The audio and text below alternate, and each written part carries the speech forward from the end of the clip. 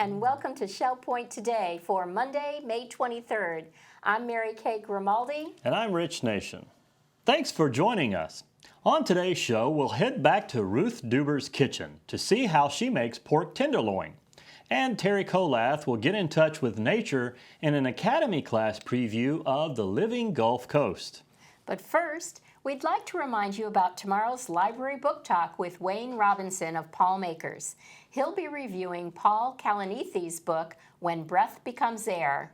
It's the story of a successful neurosurgeon who faced life or death when he became ill with lung cancer.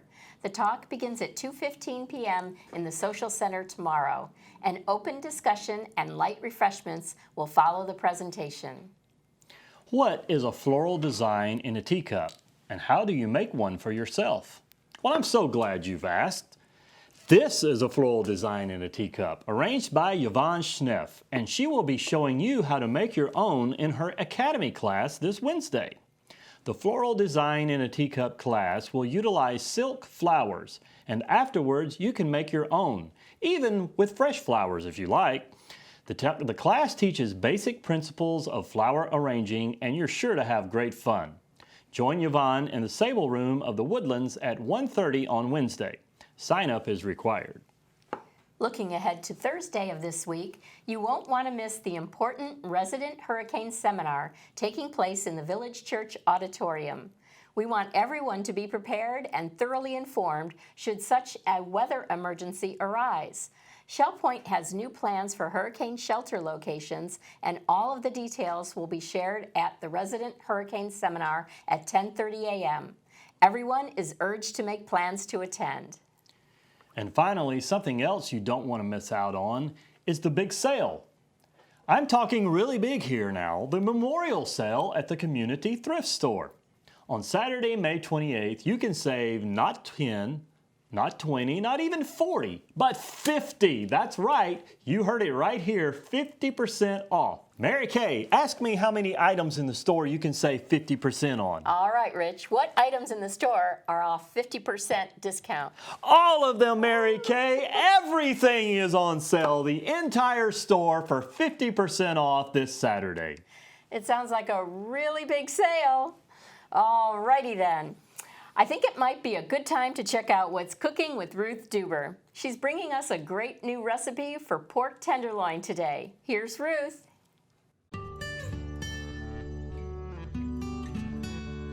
Hello, I'm Ruth Deuber, and this is what's cooking at Shell Point. And many of you might know that I'm really fond of pork tenderloin. I think it's one of the healthiest of the meats that we have. There is not too much fat with it. They're very lean, and they're very versatile. You can do so many things with them. And I have a piece of pork tenderloin here because I am alone now. I will take this skinny end here, and I'll cut that off about there. And I will put it in a little bag, and I will freeze it, and I will use it for stir fries. Now for this pork tenderloin recipe with raspberry sauce, I'm going to cut some pieces about like that.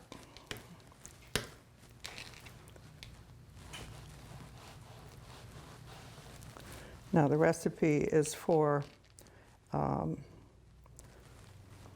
8 pieces, and I'm not going to cook that much for today's show. So I'm going to put that aside. And you want to flatten it. And everybody knows that you can put it between 2 pieces of saran wrap and do it. But I've found an easier way. I just flatten it with the heel of my hand. We're going to put in a 1/4 cup of seedless raspberry preserves. Maybe another little bit. Okay, so there's the raspberry preserves. And the next thing is we need 2 teaspoons. You can do either red wine vinegar or a balsamic vinegar. I've used both. So I think it's up to you, whatever you want. This makes it, I think, a little bit sweeter. And we want 2 teaspoons. Well, you know, everybody has trouble with ketchup. Okay, and we need some soy sauce. And that's a half a teaspoon. I'll just measure out a little half, about a half, a little bit more. I don't think it's that exact science. And some prepared horseradish to check. That's just a little over 1/8, almost 1/4 of a teaspoon. And we need some garlic. And I do the lazy way. It says 1 clove minced. Yeah, how about that? Can't have too much garlic. So we're going to go over there and we're going to start and we'll make the sauce. And I'm going to mix this up.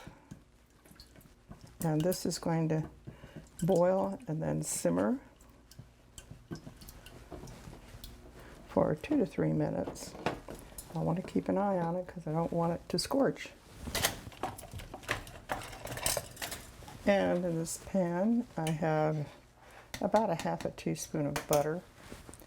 And I'm going to put in just a little bit of olive oil.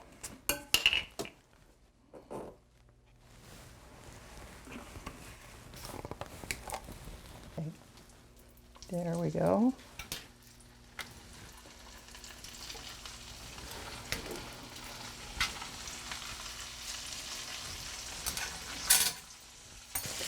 We're going to do a little bit of salt and pepper.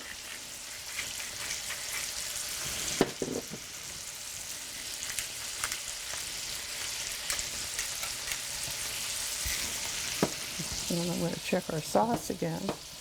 Yeah, it didn't take long for that to boil up.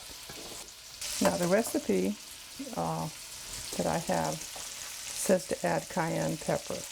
I think that's optional.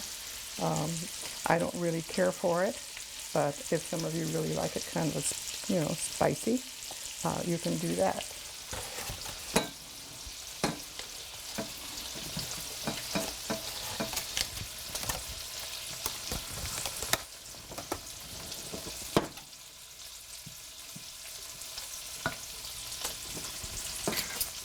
Now these are ready to turn over.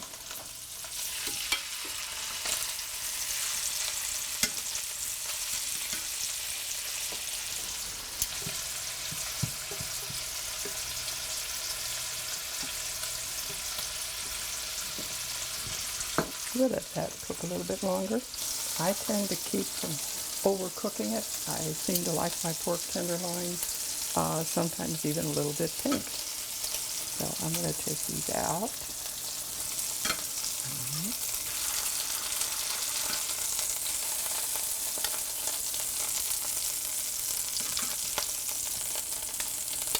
And before I forget, I'm going to turn the burner off and move that there.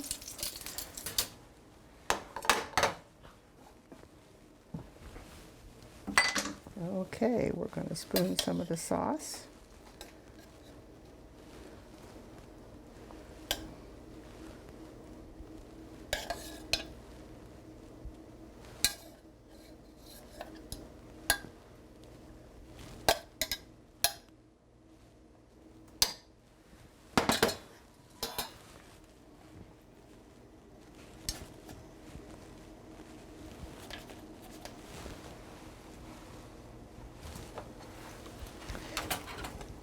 And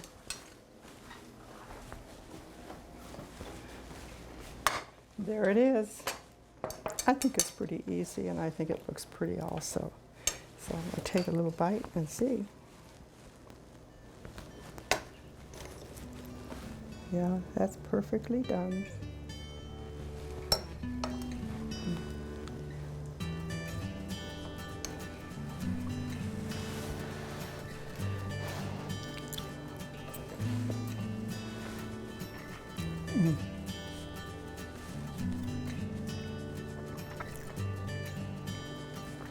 That is absolutely delicious. I think raspberries are on sale right now, so you might want to try this. I'll put the recipe up on the website. Thank you. Bye-bye.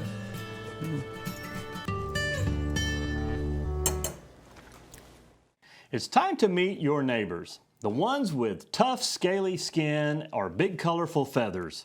Fins, claws, long beaks, or mouths full of sharp teeth.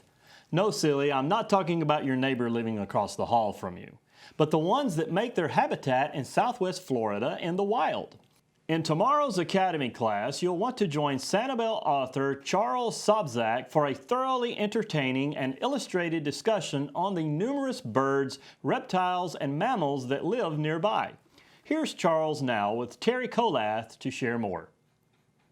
Hello everyone, I'm Teri Kollath of the Academy of Lifelong Learning, and I'm here today to introduce you to someone you may already know, but if you don't, you're in for a treat. Charles Sobczak, author, is going to be with us in the Academy, and we're talking about his presentation today. Thank you for joining me, Charlie. Well, you're welcome. It's nice to be here. Well, it's nice to have you back here. We have enjoyed you every time you come, and I believe we started with your first book written in 1999. Yes, that's actually I did a presentation for one of the reading clubs or one of the book clubs here right after 6 Mornings on Sanibel was published in would have been about 2001, 2002. Super. Well, what's fascinating to me and to anybody who's read your books is how you capture what's a really unique environment and introduce us to the creatures that live in it. And I love how you call it Meet Your Neighbors. Yeah, a lot of the people who live down here, a lot of the animals that live down here are not from Ohio. They're actually from, they were here before we got here. In the case of the sharks, 400 million years. In the case of the alligators, 200 million years. They lived through the extinction of the dinosaurs. And there's so many amazing neighbors. We have such a good wild, there is such a wild Florida left. Unlike so many places where there's very little wild left, we have it like all over. Which is fabulous. How did you get interested in this nature? It started it started on kind of a sad note when Janie Melsick and Robert Steele were killed by alligators on Sanibel.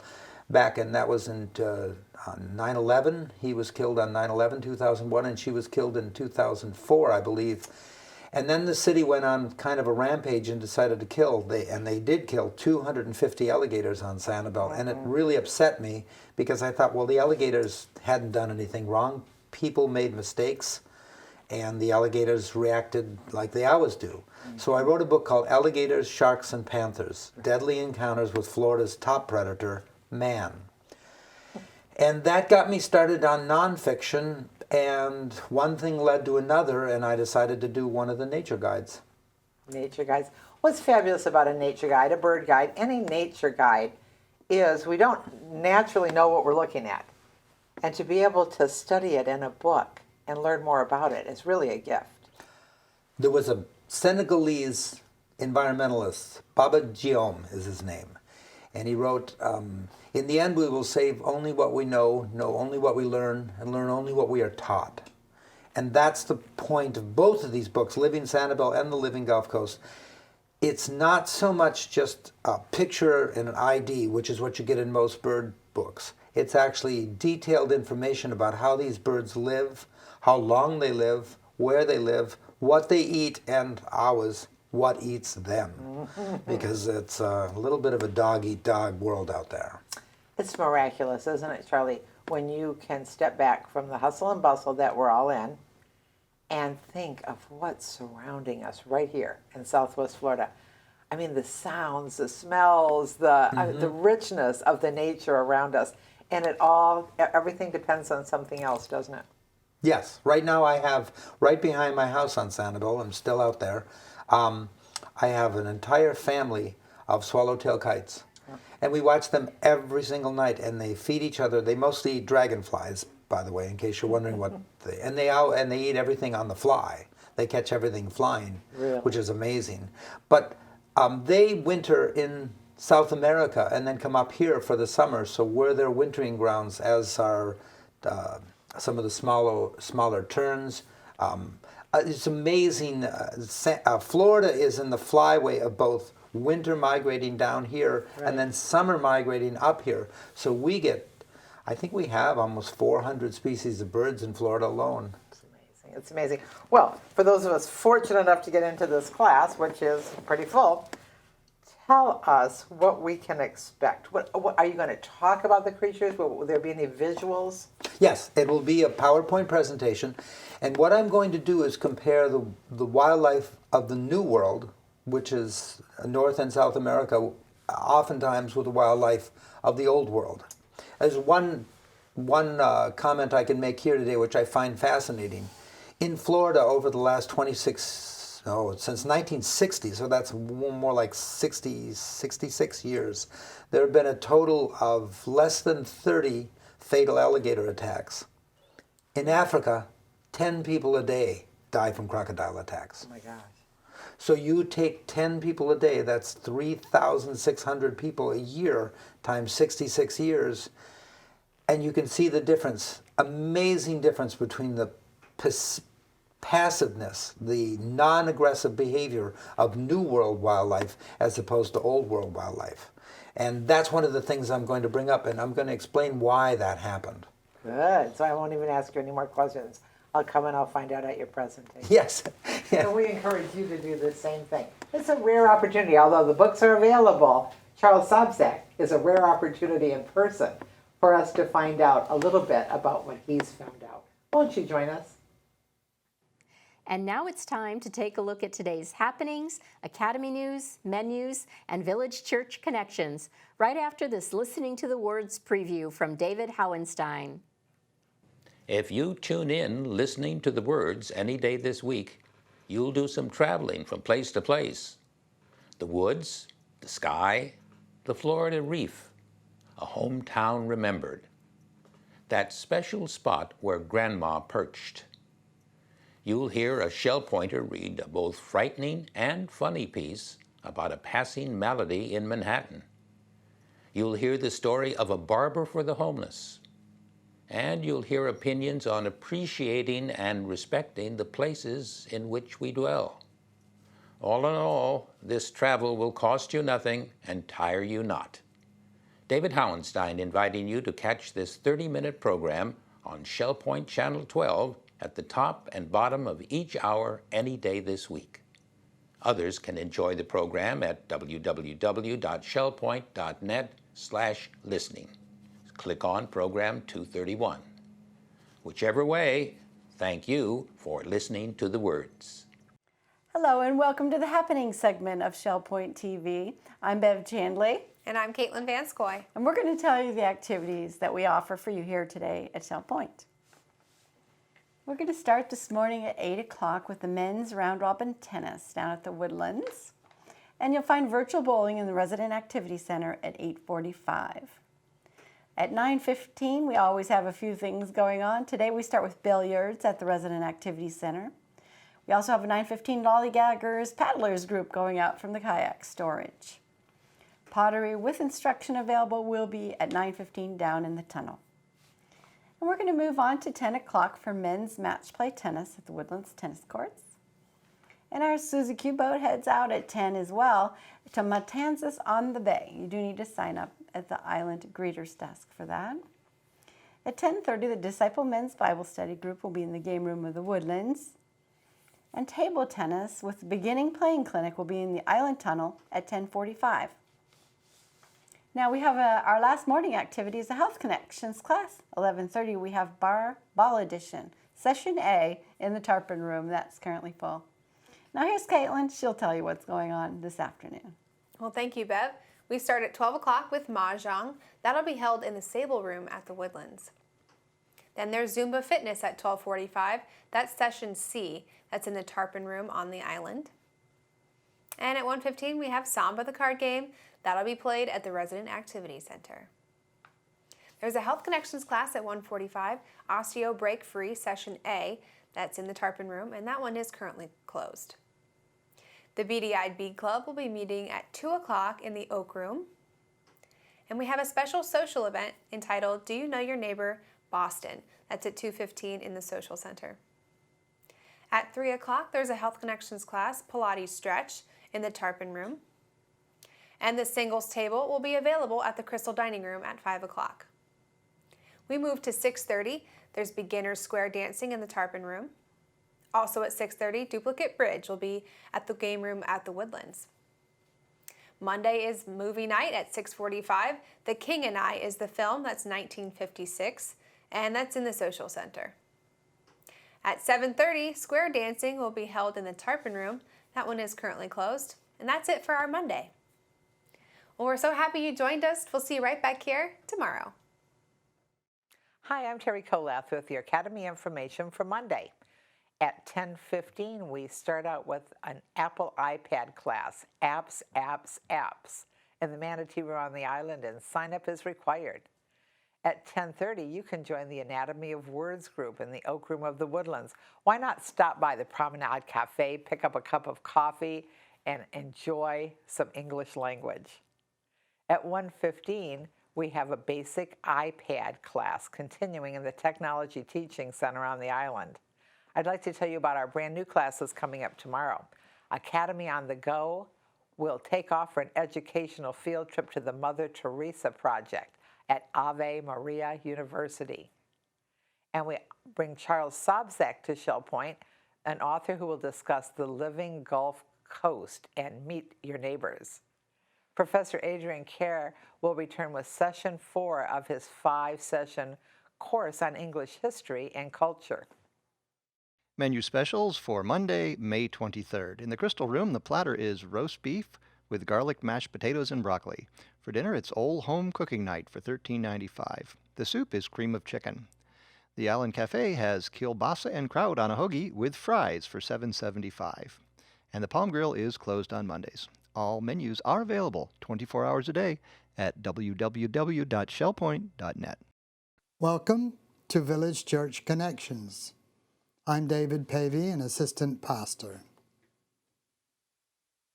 In some of our western states like New Mexico, you can drive for mile after mile through beautiful desert. Each little hill or bend in the road opens up a vast panorama of scenery under brilliant skies.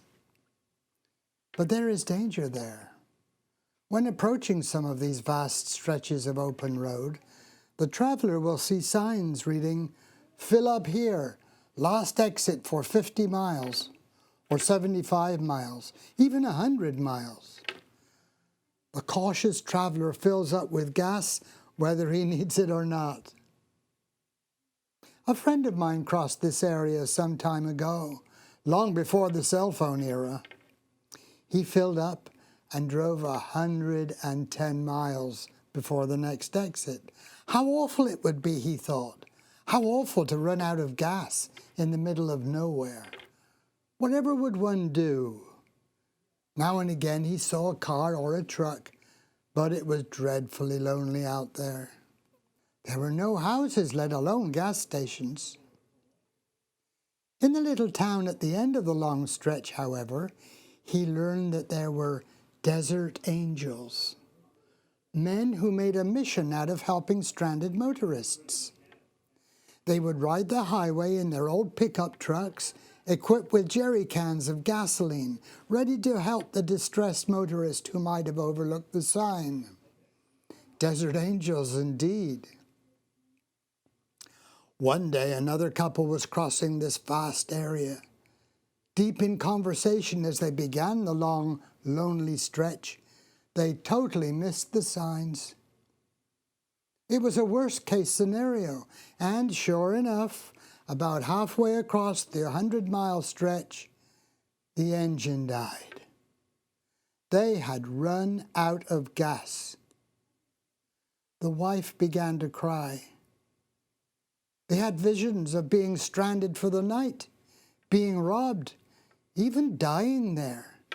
What could they do? Eventually they noticed in their rear view mirror an old pickup truck on the horizon behind them. Rather than speed past them, it gradually slowed down and pulled off onto the side of the road right behind them. The couple was terrified. They had heard how unprincipled bandits sometimes took advantage of stranded travelers, robbing them or molesting them. So they waited, motionless, for the attack, scared to even get out of their car. But, to their amazement, the driver of the pickup truck didn't move. He just waited and watched. After a long time, they could stand the stalemate no longer. Perhaps the driver of the pickup didn't want to harm them after all. Perhaps there was someone they could trust. They decided to take the initiative. As the wife stayed glued to her seat, the husband slowly opened his door and walked cautiously towards the pickup, his hands out of his pockets. As he did so, the driver of the pickup leaned out of his window and asked, "What's the problem, friend? Need some gas?" It was a desert angel. Not wanting to frighten them, the desert angel had learned not to thrust himself on people. They might be armed and aggressive. They might not want help. Rather, he just made himself quietly available and waited until those in need took the initiative. And that's how it is with our desert angel. God makes himself quietly available, and he waits for us to take the initiative. He has all we need to get us to our destination, but he waits for us to approach him and ask for help. He doesn't impose himself. "Call upon the Lord while he is near," urged the prophet Isaiah. "Whoever calls on the name of the Lord will be saved," explained the Apostle Paul. Now is the day of salvation. And Jesus himself said, "Come to me. Come to me and you'll recover your life." You can trust the desert angel. Why not invite him to help you today? And thank you for tuning in to Village Church Connections. And that will wrap things up for today's program. Be sure to watch again tomorrow when we'll take you outside and up high for some beautiful views from right here where you live. And we'll check in with Scott at Scotty's Automotive on the island to see what's going on there. Until then, this has been Shell Point Today for Monday, May 23rd. I'm Rich Nation. And I'm Mary Kay Grimaldi. Thanks for watching, and we look forward to seeing you here again tomorrow.